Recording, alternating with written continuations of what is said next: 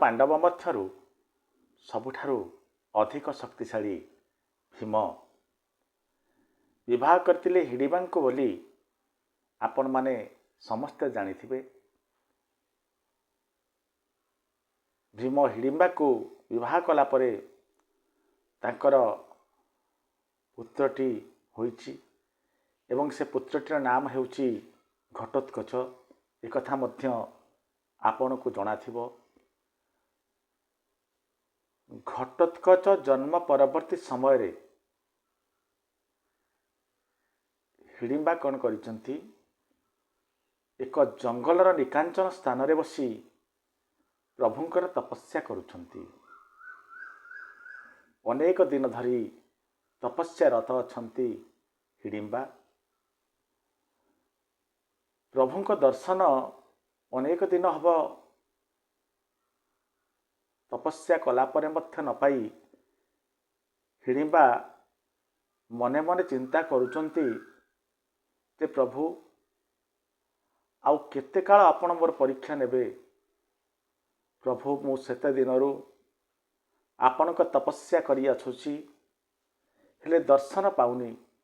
କୃପା କରି ମୋତେ ଦର୍ଶନ ଦିଅନ୍ତୁ ପ୍ରଭୁ, ମୋତେ ଦର୍ଶନ ଦିଅନ୍ତୁ ପ୍ରଭୁ। ଏମିତି କହୁଥିବା ସମୟରେ ଅନ୍ତର୍ମନରେ ହଠାତ୍ ଆସି ଭଗବାନ ଶ୍ରୀକୃଷ୍ଣ ଆବିର୍ଭାବ ହୋଇଯାଇଛନ୍ତି ଏବଂ କହିଛନ୍ତି ଯେ ହିଡ଼ିମ୍ବା ଆଖି ଖୋଲ। ଆଖି ଖୋଲିଲା କ୍ଷଣି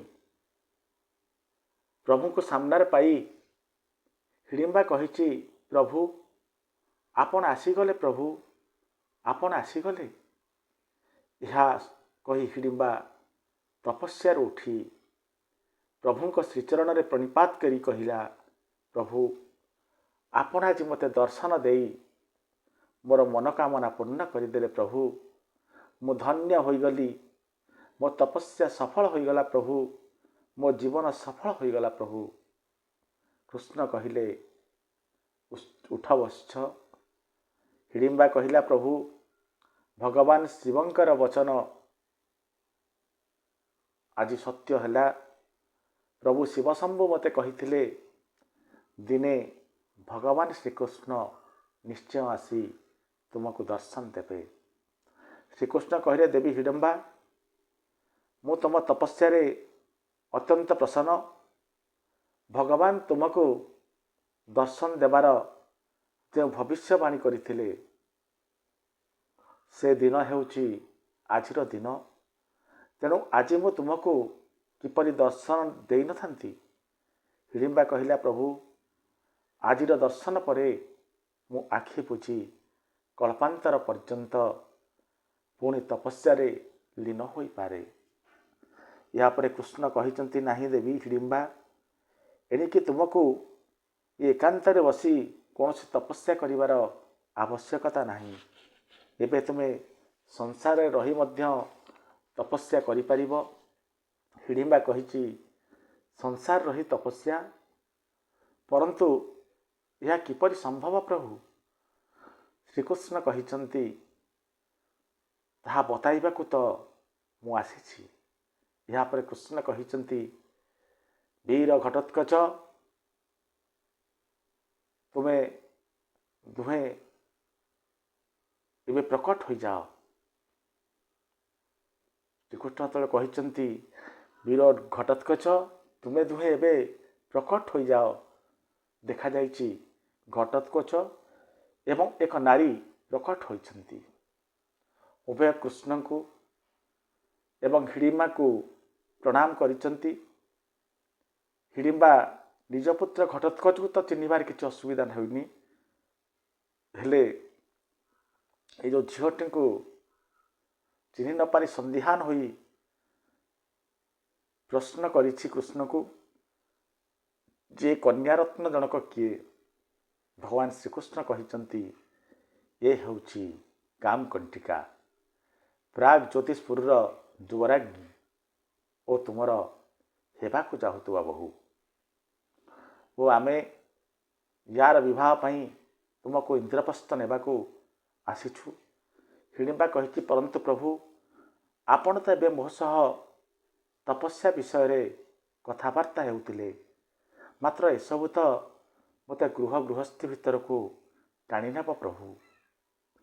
ଶ୍ରୀକୃଷ୍ଣ କହିଲେ, ଏଥିପାଇଁ ତ ମୁଁ ତୁମକୁ କହୁଥିଲି, ଏବେ ତୁମକୁ ସଂସାର ଭିତରେ ରହି ତପସ୍ୟା କରିବାକୁ ପଡ଼ିବ ବୋଲି। ଦେବୀ ହିଡ଼ିମ୍ବା, ସତତ ହେଉଛି ଏଇଆ ଯେ ତୁମ ବହୁ ଘଟୋତ୍କଚର ପୁତ୍ର ରୂପେ ବହୁ ଏବଂ ଘଟୋତ୍କଚର ପୁତ୍ର ରୂପେ ଜଣେ ମହାତ୍ମା ଓ ମହାନ ଯୋଦ୍ଧାଙ୍କୁ ଜନ୍ମ ଦେବାକୁ ଯାଉଛନ୍ତି। ହିଡ଼ିମ୍ବା ପଚାରିଛି, ସତ ପ୍ରଭୁ?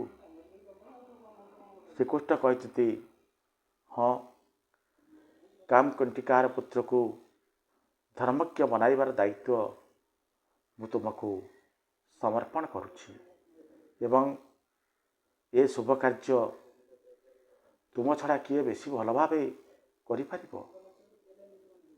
କାରଣ ତୁମେ ସେ ପିଲାର ଜେଜେମା ଓ ମହାନ ତପସ୍ୱିନୀ ମଧ୍ୟ।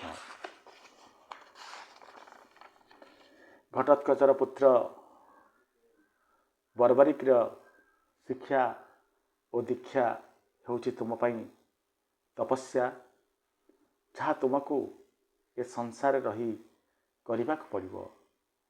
ହିଡ଼ିମ୍ବି କହିଛି, ମୁଁ ଆପଣଙ୍କର ଆଜ୍ଞାର ପାଳନ କରିବି ପ୍ରଭୁ। ଏହାପରେ ଶ୍ରୀକୃଷ୍ଣ କହିଛନ୍ତି, ତେବେ ଚାଲ ଇନ୍ଦ୍ରପ୍ରସ୍ଥ। ଏବେ ତ ବୋଧେ ବିବାହର ପ୍ରସ୍ତୁତି ପ୍ରାୟତଃ ସରିବଣି। ହିଡ଼ିମ୍ବା କହିଛନ୍ତି, ଯେମିତି ଆଜ୍ଞା ପ୍ରଭୁ। ଏହାପରେ ସମସ୍ତେ ମିଶି ଇନ୍ଦ୍ରପ୍ରସ୍ଥ ଯାଇଛନ୍ତି। ଇନ୍ଦ୍ରପ୍ରସ୍ଥରେ ଖୁବ୍ ଜାକଜମକରେ ଘଟୋତ୍କଚ ଓ କାମକଣ୍ଟିକାର ବିବାହଘର ହୋଇଛି।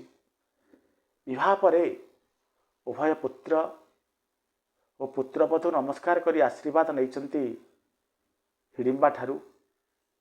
ହିଡ଼ିମ୍ବା କହିଛି, ବହୁ କାମକଣ୍ଟିକା, ଶ୍ରୀକୃଷ୍ଣଙ୍କର ଆଦେଶ ମୁତାବକ ତୁମେ ବିବାହ କରି ତୁମର ପ୍ରଥମ କର୍ତ୍ତବ୍ୟ ତ ଲିଭାଇ ସାରିଛ। ଏବେ ଦ୍ୱିତୀୟ କର୍ତ୍ତବ୍ୟ ଶୀଘ୍ର ଲିଭାଇବାକୁ ଚେଷ୍ଟା କର। କାମକଣ୍ଟିକା ପଚାରିଛି, ଦ୍ୱିତୀୟ କର୍ତ୍ତବ୍ୟ କ'ଣ ମାତାଶ୍ରୀ? ହିଡ଼ିମ୍ବା କହିଛି, ଆରେ ଭୁଲିଗଲୁ, ମୋତେ ଶୀଘ୍ର ମୋ ନାତିର ମୁହଁ ଦେଖାଇବୁ। ଯେମିତି ଡେରି ନ କରୁ ଏଥିରେ। ଏହା ଶୁଣି କାମକଣ୍ଟିକା ଲଜ୍ଜାରେ ମୁଖନତ କରି ଠିଆ ହୋଇଛି। ହିଡ଼ିମ୍ବା କହିଛି, ମୋତେ ଶୀଘ୍ର ଜେଜେମା ବନାଇବୁ, ଯାହାଦ୍ୱାରା ମୁଁ ଯେପରି ଶ୍ରୀକୃଷ୍ଣଙ୍କର ଆଜ୍ଞା ପାଳନ କରିପାରିବି। ମୋ ନାତିକୁ ମୋ କୋଳରେ ବସାଇ ଶିକ୍ଷା ଓ ଦୀକ୍ଷା ଉଭୟ ଦେଇପାରିବି। ସମୟଚକ୍ର ଗଡ଼ି ଚାଲିଛି। କାମକଣ୍ଟିକା ଏକ ସୁନ୍ଦର ପୁତ୍ରକୁ ଜନ୍ମ ଦେଇଛି। ଶ୍ରୀକୃଷ୍ଣଙ୍କ ଆଦେଶ ମୁତାବକ ହିଡ଼ିମ୍ବା ଏ ପିଲା ବର୍ବରିକକୁ ପିଲାଟି ଦିନରୁ ଭଲ ଭଲ ଧାର୍ମୀୟ କାହାଣୀ ଶୁଣାଇ ଧର୍ମ ଆଡ଼କୁ ବର୍ବରିକକୁ ଟାଣିବାକୁ ପ୍ରୟାସ କରିଛି। ସବୁବେଳେ ବର୍ବରିକକୁ ନିଜ ପାଖରେ ରଖି ଧର୍ମୀୟ ସଂସ୍କାର ଦେଇ ଚାଲିଛି ହିଡ଼ିମ୍ବା। ସମୟ ଅତିକ୍ରାନ୍ତ ହୋଇଛି। ବର୍ବରିକ ଏବେ ଟିକେ ବଡ଼ ହୋଇଯାଇଛି। ହିଡ଼ିମ୍ବି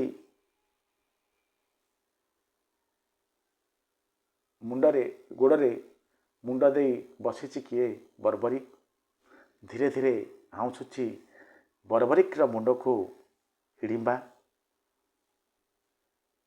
ନିଶ୍ଚଳ ଭାବେ ବସିଥିବା ଏ ବର୍ବରିକକୁ ପ୍ରଶ୍ନ କରିଛି ହିଡ଼ିମ୍ବା, ପୁତ୍ର ବର୍ବରିକ, କ'ଣ ଶୋଇପଡ଼ିଲଣି କି? କାହିଁ କିଛି କଥା ତ ତୁମ ପାଟିରୁ ଶୁଭୁନାହିଁ। ବର୍ବରିକ ଉତ୍ତର ଦେଇଛି, ନାଇଁ ଜେଜେମା, ଭାବନାରେ ପଡ଼ିଯାଇଛି। ହିଡ଼ିମ୍ବା ପଚାରିଛି, କି ଭାବନା ପୁତ୍ର? ବର୍ବରିକ କହିଛି, ମୁଁ ଭାବୁଥିଲି ତୁମେ ମୋତେ ସବୁ ପ୍ରକାର ଜ୍ଞାନ ଦେଇଦେଲ, ହେଲେ ଜେଜେମା ମୋତେ କହିଲ ତ ନାହିଁ ମୁକ୍ତି କ'ଣ ହୋଇଥାଏ ବୋଲି, ମୋକ୍ଷ କିପରି ମିଳେ ବୋଲି।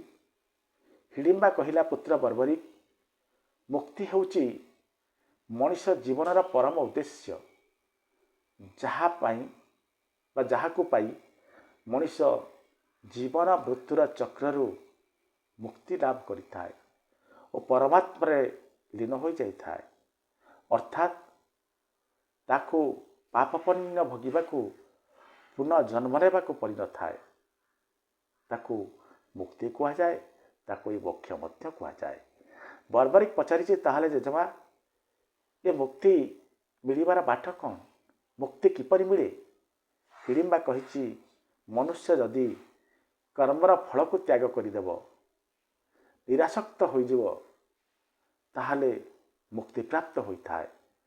ହେଲେ ବର୍ବରିକ, ଏ ପ୍ରକାର ମୁକ୍ତି ପାଇବାର ଯୋଗ୍ୟ ହେବାକୁ ମଣିଷକୁ ଅନେକ ଅନେକ ଜନ୍ମ ନେବାକୁ ପଡ଼ିଥାଏ।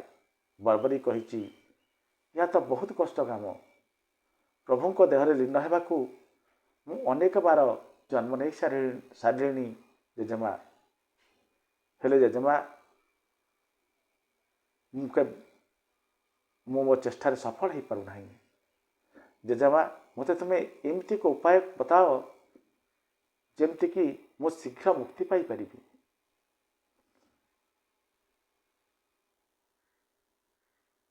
ଏହାପରେ ହିଡ଼ିମ୍ବା କହିଛି, ପୁତ୍ର ବର୍ବରିକ, ଯଦି କୌଣସି ବ୍ୟକ୍ତିକୁ ଭଗବାନଙ୍କ ହାତରେ ମରିବାର ସୁଯୋଗ ମିଳେ, ତେବେ ତାର ଆତ୍ମା ତୁରନ୍ତ ପ୍ରଭୁଙ୍କ ଦେହରେ ଲୀନ ହୋଇଯାଇଥାଏ। ବର୍ବରିକ ଏହା ଶୁଣିଲା କ୍ଷଣି ଆନନ୍ଦରେ ନାଚି ଉଠିଲା ଏବଂ କହିଲା, ଜେଜେମା, ଏ ତ ବହୁତ ସହଜ ବାଟ। ମୁଁ ଯିବି, ସିଧା ଯାଇ ପ୍ରଭୁ ଶ୍ରୀକୃଷ୍ଣଙ୍କ ସହ ଯୁଦ୍ଧ କରିବି। ସେ ମୋତେ ମାରିବେ, ମୁଁ ତାଙ୍କ ହାତରେ ମରିବି ଓ ଜନ୍ମ ମୃତ୍ୟୁର ଚକ୍ରରୁ ଅକ୍ଲେଶରେ ମୁକ୍ତ ହୋଇଯିବି। ହିଡ଼ିମ୍ବା ହସି ହସି କହିଲା, ପୁତ୍ର ବର୍ବରିକ, ଭଗବାନ ଶ୍ରୀକୃଷ୍ଣ କାହାରିକୁ ବି ଅକାରଣେ ମାରନ୍ତି ନାହିଁ। ତାପରେ ସେ ତୁମ ସହ କାହିଁକି ଯୁଦ୍ଧ କରିବେ? ତୁମ ପାଖରେ ତାଙ୍କ ଅସ୍ତ୍ରର ସମକକ୍ଷ ଅସ୍ତ୍ର ତ ନାହିଁ। ତାଙ୍କ ପାଖରେ ସୁଦର୍ଶନ ଅଛି। ସୁଦର୍ଶନ ଅସ୍ତ୍ରର ଆଜି ପର୍ଯ୍ୟନ୍ତ କୌଣସି ପ୍ରତିଅସ୍ତ୍ର ବାହାରି ନାହିଁ। ସମାନ ସ୍ତରର ଯୋଦ୍ଧା ନହେଲେ ଭଗବାନ ଶ୍ରୀକୃଷ୍ଣ ଯୁଦ୍ଧ କରନ୍ତି ନାହିଁ ଏବଂ ବିନା କାରଣରେ କାହାକୁ ମାରନ୍ତି ନାହିଁ। ଏକଥା ଶୁଣିଲା ପରେ ବର୍ବରିକ ବହୁତ ଦୁଃଖିତ ହୋଇଛି ଏବଂ ଚିନ୍ତା କରିଛି ଯେ ମୁଁ ଘୋର ତପସ୍ୟା କରି ମହାନ ଅସ୍ତ୍ରର ଗନ୍ତାହାର ବନେଇଦେବି। ତାପରେ ତ କୃଷ୍ଣକୁ ମୋ ସହ ଯୁଦ୍ଧ କରିବାକୁ ପଡ଼ିବ। ମୁଁ ତାକୁ ବାଧ୍ୟ କରେଇ ନେବି ମୋ ସହ ଯୁଦ୍ଧ କରିବାକୁ। ମୁଁ ଦେଖିବି କେମିତି ସେ ମୋତେ ମାରିବେନି। ଏକଥା ଶୁଣି ହିଡ଼ିମ୍ବା ହସିଛି। ଏହାପରେ ବର୍ବରିକ ସିଧା ଯାଇଛି ତପସ୍ୟା କରିବାକୁ। ଯାଇ ଘୋର ତପସ୍ୟା କରିଛି। ବର୍ବରିକ ଘୋର ତପସ୍ୟାରେ ବଶୀଭୂତ ହୋଇ ନବଦୁର୍ଗା ତାକୁ 9 ରୂପରେ ଦେଖା ଦେଇଛନ୍ତି।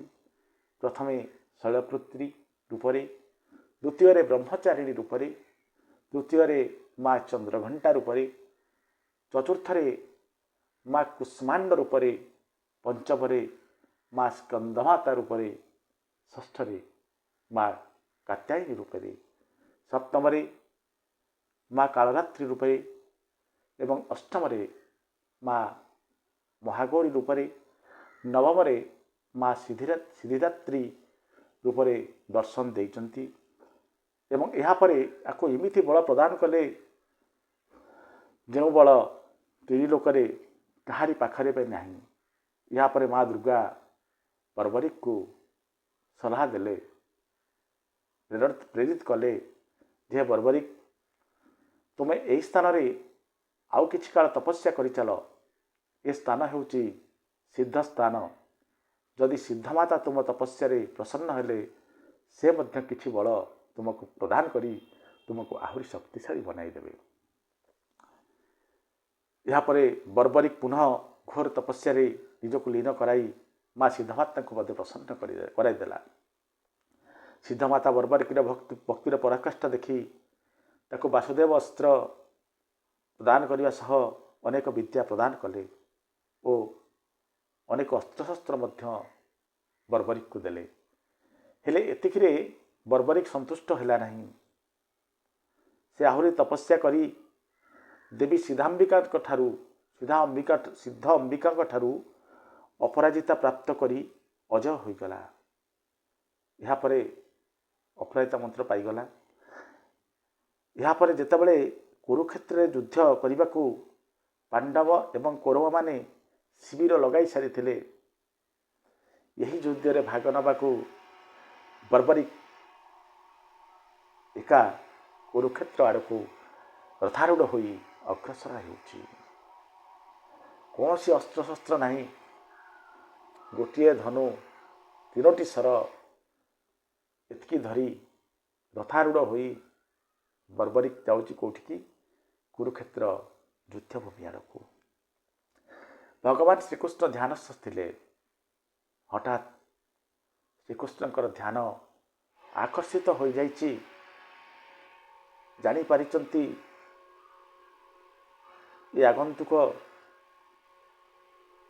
ଆସିବା ବିଷୟରେ, ବର୍ବରିକ ଯୁଦ୍ଧ ପାଇଁ ଆସୁଛି, ଏକଥା ଜାଣିପାରିଛନ୍ତି ଭଗବାନ ଶ୍ରୀକୃଷ୍ଣ।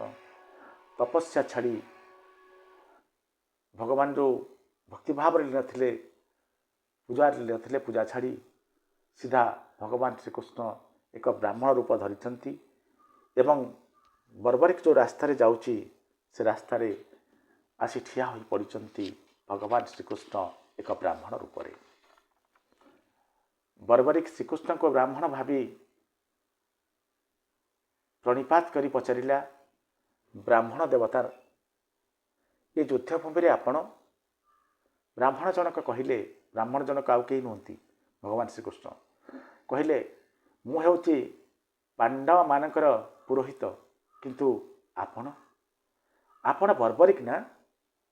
ବର୍ବରିକ ଆଶ୍ଚର୍ଯ୍ୟ ହୋଇ ପ୍ରଶ୍ନ କଲା, ହଁ, କହିଲା ହଁ, ପ୍ରଶ୍ନ କଲା, ମାତ୍ର ଆପଣ କେମିତି ଜାଣିଲେ ମୁଁ ବର୍ବରିକ ବୋଲି? ବ୍ରାହ୍ମଣ ବେଶରେ ଶ୍ରୀକୃଷ୍ଣ କହିଲେ, ଭାବିନିଅ ମୋତେ ସବୁ ଜଣାଅଛି ବୋଲି। ମୋତେ ସଂସାରରେ କିଛି ବି ଅଛପା ନାହିଁ। ତୁମେ ଏକ ମହାନ ଯୋଦ୍ଧା ଅଟ, ଆଉ ତୁମେ ଏ ମହାନ ଯୁଦ୍ଧରେ ଭାଗ ନେବାକୁ ଆସିଛ ନା?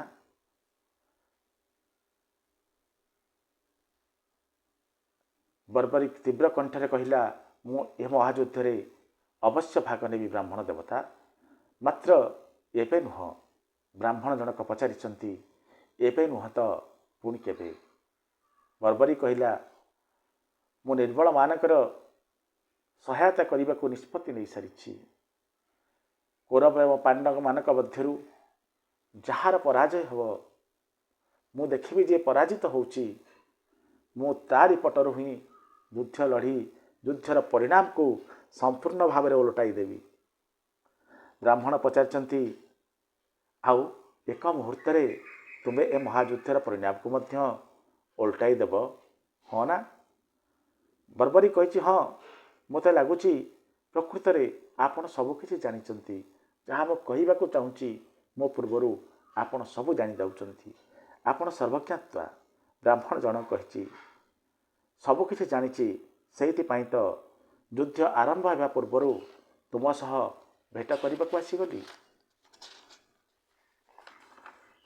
ପରନ୍ତୁ ତୁମେ ଏକା ଆସିଛ, ତୁମ ସେନା କାହାନ୍ତି? ବର୍ବରିକ ବିଦ୍ରୂପ ଭରା ହସ ହସି କହିଛି, ମୋର କୌଣସି ସେନା ନାହାନ୍ତି ବ୍ରାହ୍ମଣ ଦେବତା, ମୁଁ ଏକା ହିଁ ଆସିଛି। ବ୍ରାହ୍ମଣ କହିଛନ୍ତି, ତୁମେ ଏକା ଆସିଛ, ଆଉ ଏ ମହାନ ଯୁଦ୍ଧକୁ କ୍ଷଣିକ ମଧ୍ୟରେ ସମାପ୍ତ କରିଦେବାର ମହତ୍ୱାକାଂକ୍ଷା ବି ରଖିଛ। ବର୍ବରିକ କହିଛି, ଏହା ମହତ୍ୱାକାଂକ୍ଷା ନୁହେଁ, ଆତ୍ମବିଶ୍ୱାସ। ମୋ ବାହୁବଳରେ, ମୋର ସାମର୍ଥ୍ୟ ଉପରେ, ମୋର ଅସ୍ତ୍ର ଉପରେ, ମୋର ପାରିବା ପଣିଆ ଉପରେ ମୋର ପୂର୍ଣ୍ଣ ବିଶ୍ୱାସ ରହିଛି। ବ୍ରାହ୍ମଣ ପଚାରିଛନ୍ତି ହସି ହସି, ଅର୍ଥ? ହସି ହସି ଆସି କହିଛନ୍ତି ଯେ, ବଡ଼ ଆଶ୍ଚର୍ଯ୍ୟ କଥା, ତୁମେ ଏକା ଆସିଛ ଯୁଦ୍ଧ କରିବାକୁ, ତୁମର କୌଣସି ସେନା ନାହାନ୍ତି, ତୁମ ତୃଣୀରେ ମାତ୍ର 3ଟି ବାଣ ଅଛି, କହୁଛ କ'ଣ ନା ଏ ଯୁଦ୍ଧକୁ କ୍ଷଣିକ ମଧ୍ୟରେ ସମାପ୍ତ କରିଦେବ ବୋଲି? ବର୍ବରିକ କହିଛି, ଆଶ୍ଚର୍ଯ୍ୟ ହେବାର କିଛି ଆବଶ୍ୟକତା ନାହିଁ। ହେ ବ୍ରାହ୍ମଣ ଦେବତା, ତୁମେ ଏ ମହାନ ଯୋଦ୍ଧାକୁ ଜାଣିନାହଁ। ଏ ମହାନ ଯୁଦ୍ଧକୁ ପରିସମାପ୍ତ କରିବାକୁ ମୋ ତୃଣୀରେ ଥିବା 3ଟି ବାଣ ନୁହଁ, ମାତ୍ର ଗୋଟିଏ ବାଣର ଆବଶ୍ୟକତା ଅଛି। ବ୍ରାହ୍ମଣ ଆଶ୍ଚର୍ଯ୍ୟଚକିତ ଭାବେ ପଚାରିଛନ୍ତି। ମନେ ରଖିଥାନ୍ତେ, ବ୍ରାହ୍ମଣ ଜଣକ କହୁଛି ଶ୍ରୀକୃଷ୍ଣ ପଚାରିଛନ୍ତି, ଗୋଟିଏ ବାଣରେ ତୁମେ ମହାନ ଯୁଦ୍ଧକୁ ପୁଣି ଶେଷ କରିଦେବ? ଆରେ ଭାଇ, ନା ମୁଁ ଏମିତି କେବେ ଦେଖିଛି ନା ଶୁଣିଛି, ଏମିତି କିଛି ନୁହେଁ ତ? ବର୍ବରିକ, ତୁମକୁ କେଉଁ ଅଲୌକିକ ଶକ୍ତି ମିଳିଯାଇଛି ଯେଉଁଥିପାଇଁ ତୁମେ ଏକଥା କହୁଛ? ବର୍ବରିକ କହିଛି, ମୋତେ ସିଦ୍ଧ ଅମ୍ବିକା ମାତାଙ୍କ ଠାରୁ ଅପରାଜିତା ବୈଷ୍ଣବୀ ମହାବିଦ୍ୟା ପ୍ରାପ୍ତ ହୋଇଛି। ସେହି କାରଣରୁ ମୁଁ ଅଜେୟ ଅମର ହୋଇସାରିଛି। ମୋର ବଦ୍ଧ କେହି କରିପାରିବେ ନାହିଁ। ବ୍ରାହ୍ମଣ ଆଶ୍ଚର୍ଯ୍ୟ ହୋଇ ପଚାରିଛି, କେହି ବି ନୁହେଁ? ବର୍ବରିକ କହିଛି, କ'ଣ ଆପଣଙ୍କର ବିଶ୍ୱାସ ହେଉନାହିଁ ବ୍ରାହ୍ମଣ ଦେବତା? ହବ ବି କେମିତି? ଆପଣ ତ ମୋର କମାଲ ଦେଖିନାହାନ୍ତି। ଠିକ୍ ଅଛି, ମୁଁ ମୋ ବିଦ୍ୟାର ପ୍ରୟୋଗ ଆପଣଙ୍କ ସାମ୍ନାରେ କରୁଛି, ତାପରେ ଆପଣଙ୍କ ସନ୍ଦେହ ବିଶ୍ୱାସରେ ବଦଳିଯିବ। ବ୍ରାହ୍ମଣ କହିଛନ୍ତି, ଆରେ ଭାଇ ବର୍ବରିକ, ତୁମର ଏ ଚମତ୍କାର ବାସ୍ତବିକ ତ ଦେଖିବା ଯୋଗ୍ୟ ଅଟେ। ଦେଖାଅ, ଦେଖାଅ ନା, ଜଲ୍ଦି ଦେଖାଅ। ଏହାପରେ ବର୍ବରିକ ରଥରୁ ଓହ୍ଲାଇ କୃଷ୍ଣକୁ ନେଇ ଏକ ଗଛ ପାଖକୁ ଯାଇ କହିଲା, ବ୍ରାହ୍ମଣ ବେଶୀ କୃଷ୍ଣକୁ କହୁଛି, ଏ ଗଛକୁ ଦେଖୁଛନ୍ତି ତ, ଏଥିରେ କେତେ ପତ୍ର ଅଛି? ବ୍ରାହ୍ମଣ କହିଲେ, ଅଗଣିତ। ଏହା କ'ଣ ଗଣି ହେବ ବର୍ବରିକ? ବର୍ବରିକ କହି, ଯେମିତି କୁରୁକ୍ଷେତ୍ରର ଯୁଦ୍ଧଭୂମିରେ ଏକତ୍ରିତ ହୋଇଥିବା ବୀର ଓ ମହାବୀରଙ୍କୁ ଗଣି ହେବନି, ଠିକ୍ ସେମିତି ଏ ଗଛର ପତ୍ରମାନଙ୍କୁ ଗଣି ହେବନି। ଏକା କଥା ନା? ବର୍ବରିକ କହିଛି। ବ୍ରାହ୍ମଣ ହସି ହସି କହିଛନ୍ତି, ହଁ ଠିକ୍ ସେମିତି।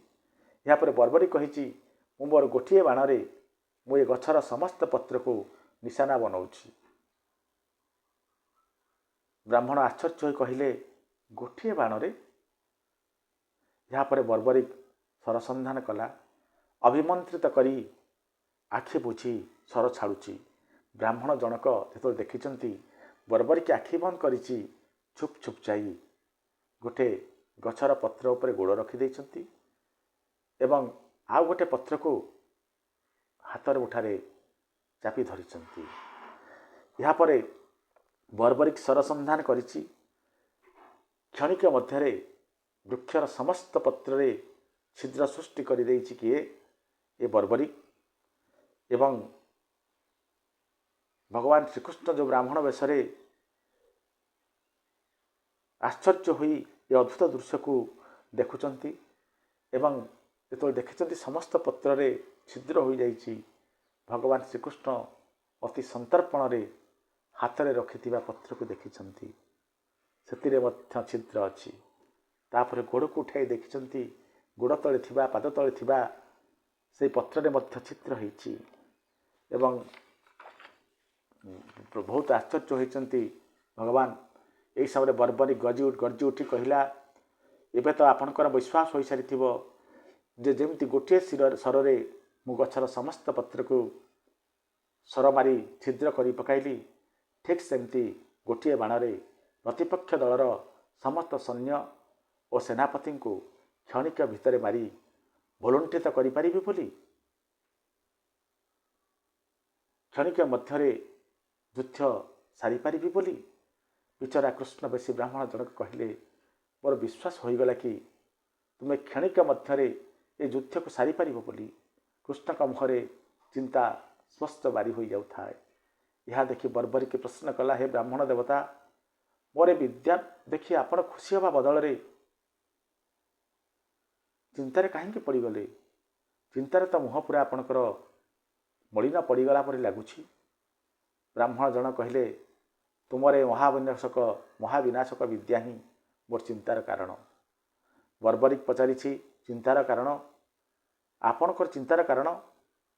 ଯଦି ମୁଁ କେଉଁ ନିର୍ବଳର ସାଥ ଦେଲି, ଏଥିରେ ଚିନ୍ତା କରିବାରେ କ'ଣ ଅଛି ବ୍ରାହ୍ମଣ? ନିର୍ବଳର ସାଥ ଦେବା ତ ଧର୍ମ ଅଟେ। ବ୍ରାହ୍ମଣ ଜଣକ ବୁଝାଇଛନ୍ତି। ବ୍ରାହ୍ମଣ ବେଶୀ କୃଷ୍ଣ ଯେ ପ୍ରଶ୍ନ ବଳୁଆ ନିର୍ବଳୁଆରୁ ନୁହଁ, ପ୍ରଶ୍ନ ହେଉଛି କେଉଁ ପକ୍ଷ ଧର୍ମରେ ଅଛି, କେଉଁ ପକ୍ଷ ଅଧର୍ମରେ ଅଛି, ତାକୁ ଦେଖି ସାହାଯ୍ୟ କରାଯାଇଥାଏ।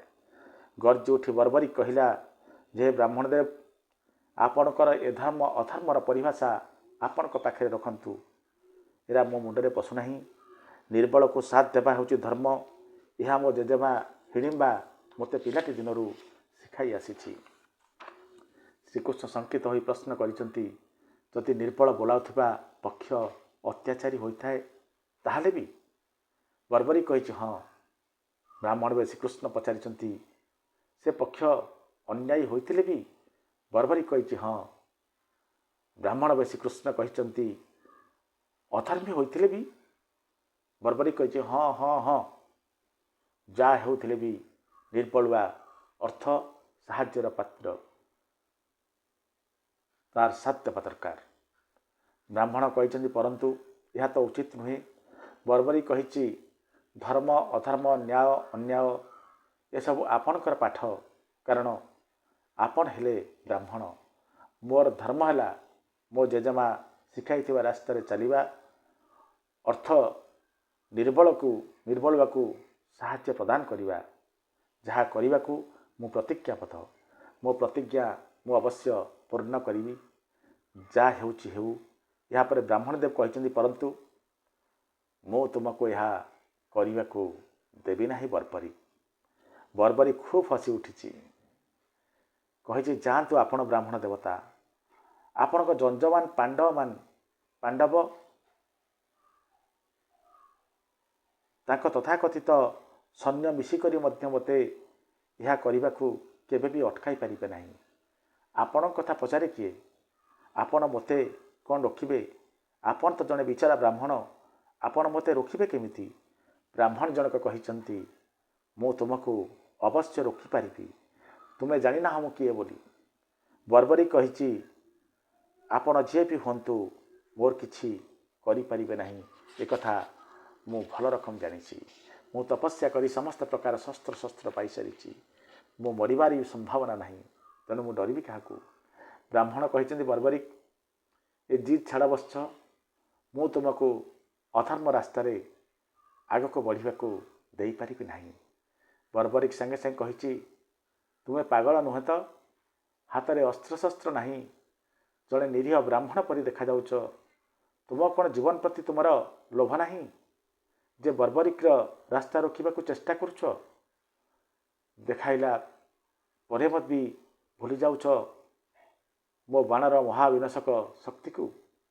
ବ୍ରାହ୍ମଣ ବେ ଶ୍ରୀକୃଷ୍ଣ କହିଲେ, ତୁମେ ମୋତେ କ୍ରୋଧିତ କରୁଛ ବର୍ବରୀ, ଶକ୍ତି ମୁଁ ବି ଦେଖାଇପାରେ।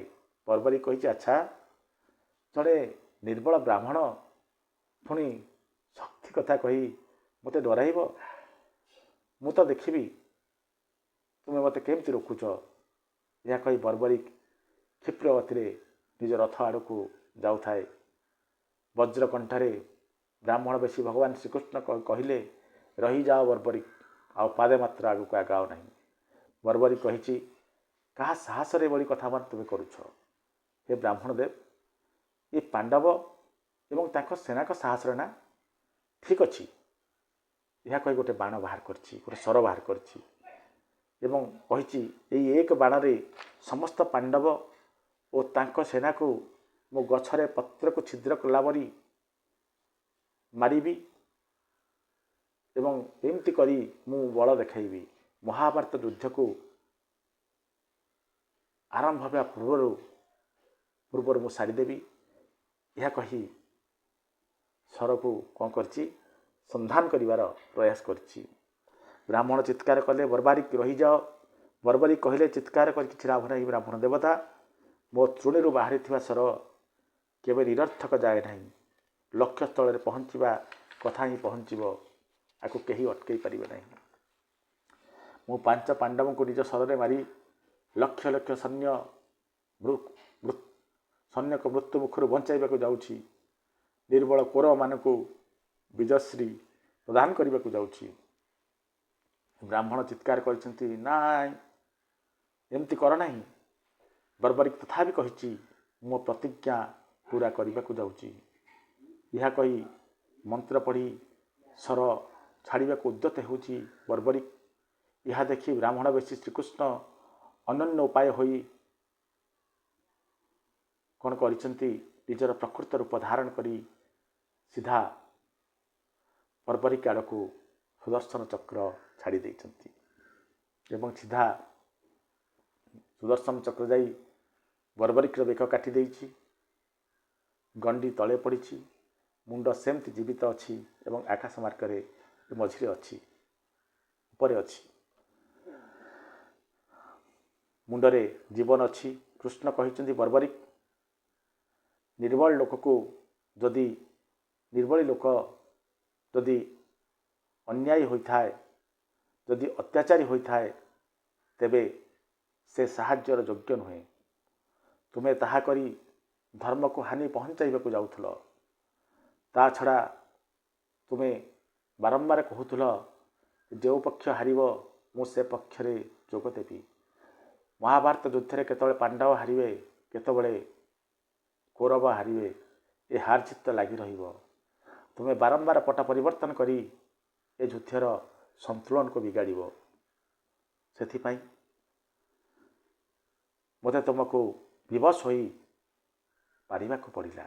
ବର୍ବରିକ କହିଲା, ପ୍ରଭୁ ଆପଣ ଭଲ କରିଛନ୍ତି। ଆପଣଙ୍କ ମୋତେ ହତ୍ୟା କରିକି ବହୁତ ଭଲ କାମ କରିଛନ୍ତି। ଏହା ତମର ଇଚ୍ଛା ଥିଲା।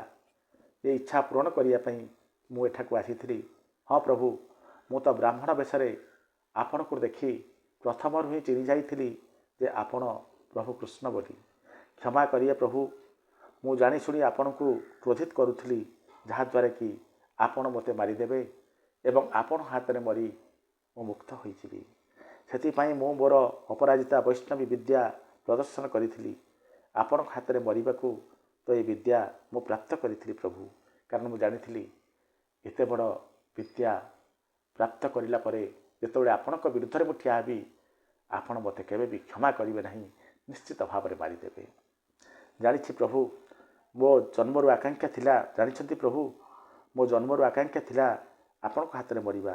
କୃଷ୍ଣ କହିଲେ, ଜାଣିଛି ବତ୍ସ, ତୁମ ଜେଜେମା ହିଡ଼ିମ୍ବା ତୁମକୁ ଶିଖାଇଥିଲା ଯେ ମୋକ୍ଷର ସହଜ ବାଟ ହେଉଛି ପ୍ରଭୁଙ୍କ ହାତରେ ମରିବା। ଏ କଥା ତ? ବର୍ବରିକ କହିଛି, ପ୍ରଭୁ ଆପଣ ଧନ୍ୟ, ପ୍ରଭୁ ଆପଣ ଧନ୍ୟ। ଆପଣ ତ ସବୁ ଜାଣିଛନ୍ତି, ହେଲେ ମୁଁ ମୂର୍ଖ ଆପଣଙ୍କୁ ଅନ୍ଧାରେ ରଖି ମୁଁ କରିଥିଲି, ମୋକ୍ଷ ପାଇବାକୁ ଚାହୁଁଥିଲି। ଶ୍ରୀକୃଷ୍ଣ କହିଛନ୍ତି, ବର୍ବରିକ ତୁମ ତପସ୍ୟା ଆଜି ସାର୍ଥକ ହୋଇଛି। ତୁମର ଲକ୍ଷ୍ୟ ମୋକ୍ଷ ତାହା ଆଜି ତୁମକୁ ମିଳିଛି। ବିଧି ତୁମର ମୋକ୍ଷର ଏହି ସମୟକୁ ନିର୍ଦ୍ଧାରଣ କରିଥିଲା। ତେଣୁ ତୁମେ ମୋ ସହ ଭେଟ ହେଲ ଏବଂ ମୁଁ ତୁମର ବଧ କରିଦେଲି। ବର୍ବରିକ କହିଛି, ପ୍ରଭୁ ଆପଣ ମୋତେ ମୋକ୍ଷ କରି ମୋର ସର୍ବଶ୍ରେଷ୍ଠ ଇଚ୍ଛା ତ ପୂରଣ କରିଦେଇଛନ୍ତି। ହେଲେ ପରମଧାମକୁ ଯିବା ପୂର୍ବରୁ ମୋର ଆଉ ଗୋଟେ ଇଚ୍ଛା ଅଛି ପ୍ରଭୁ, ତାହା ଆପଣ ମୋର ପୂରଣ କରିବାକୁ ମୁଁ ଆପଣଙ୍କୁ ଅନୁରୋଧ କରୁଛି। ଶ୍ରୀକୃଷ୍ଣ କହିଛନ୍ତି, କୁହ ବତ୍ସ, କ'ଣ ଚାହୁଁଛ? ବର୍ବରିକ କହିଛି, ପ୍ରଭୁ ମୁଁ ଏ ଧର୍ମ ଅଧର୍ମର ମହାସମରରେ ଧର୍ମକୁ ଅଧର୍ମ ଉପରେ ବିଜୟ କରୁଥିବାର ଦୃଶ୍ୟ ଦେଖିବାକୁ ଚାହୁଁଛି। ଧର୍ମ ମାର୍ଗରେ ଆପଣ ପାଣ୍ଡବମାନଙ୍କ ସହାୟତା କିପରି କରୁଛନ୍ତି ଓ ବିଜୟ ଦେଉଛନ୍ତି ତାହା ଦେଖିବାକୁ ଚାହୁଁଛି। ଅସୀମ କୌରବମାନଙ୍କୁ କିପରି ପରାଜିତ କରିବାକୁ ଆପଣ କି ଚମତ୍କାର ମାନ କରୁଛନ୍ତି, ଏ ମହାନ ଯୁଦ୍ଧରେ ମୁଁ ଦେଖିବାକୁ ଚାହୁଁଛି। ଶ୍ରୀକୃଷ୍ଣ କହିଲେ, ବତ୍ସ ବର୍ବରିକ, ଯୁଦ୍ଧ ଆରମ୍ଭରୁ ଶେଷ ପର୍ଯ୍ୟନ୍ତ ଏ କଟାମୁଣ୍ଡ ସେମିତି ଜୀବିତ ଥିବ ଓ ତୁମେ ସମ୍ପୂର୍ଣ୍ଣ ଯୁଦ୍ଧକୁ ଦେଖିପାରିବ ଏବଂ ଯୁଦ୍ଧର ଏକ ମୂକସାକ୍ଷୀ ହୋଇ ତୁମେ ନିଶ୍ଚିତ ଭାବରେ ରହିବ, ଯୁଦ୍ଧକୁ ଉପଭୋଗ କରିବ। ମୁଁ ତୁମକୁ ଏ ଆଶୀର୍ବାଦ ଦେଉଛି, ତଥାସ୍ତୁ। ଏହା କହିଲେ ଏହିପରି ଭାବରେ ବର୍ବରିକର ଅନ୍ତ ଘଟିଥିଲା। ଆଶା କରୁଛି ଦର୍ଶକ ବନ୍ଧୁ ଆଜିର କଥା ନିଶ୍ଚିତ ଭାବରେ ଆପଣଙ୍କୁ ଆମୋଦିତ କରିଥିବ। ଆଗାମୀ ଭିଡ଼ିଓରେ ପୁଣି ଥରେ ଦେଖା ହେବା। ସେ ପର୍ଯ୍ୟନ୍ତ ରହୁଛି, ନମସ୍କାର।